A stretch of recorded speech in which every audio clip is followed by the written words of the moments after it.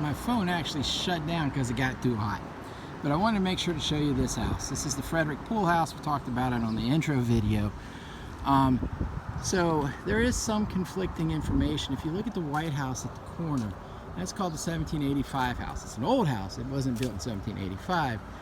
But some reports say that the white building was in fact Colonel Baker's headquarters.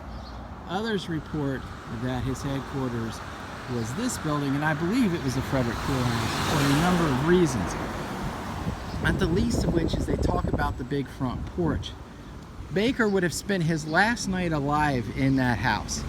The night of October 20th, 24th. He had received word that he was supposed to lead a small expedition across the river to see what was going on in Leesburg.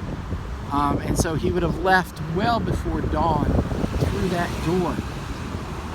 He goes off, the little expedition becomes a major sort of attempt, and hence the Battle of Balls Bluff on the 21st.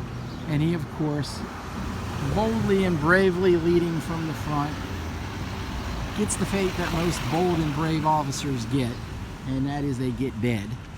He was killed, he died on the battlefield. There was the battle over his body we talked a little bit about, and he was brought here, and his body was put here on the night of the 21st of October. Now, the report is that he was sort of stood up in his coffin, right? They would have put him in his coffin and tilted his coffin up just inside the window to the left of the door, behind where that white post is. And so, after being defeated, his regiment anyways, would have marched down in something of a review in front of this road and paid the final respects to him. His body then was taken down to DC, where it was laid in state for a day in the Capitol, and then it was shipped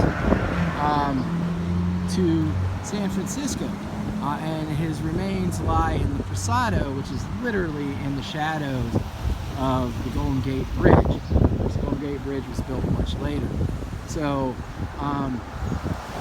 Baker was such a close friend of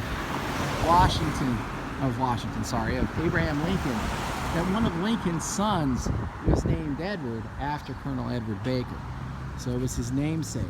And Lincoln was greatly affected by the death of his friend, and sort of drove home sort of the realness, if you will, of the war to him. So that's sort of the Baker story here, between here and Balls Bluff, and I wanted to make sure we got that. I'm going to go across the street here, and hopefully my phone holds out.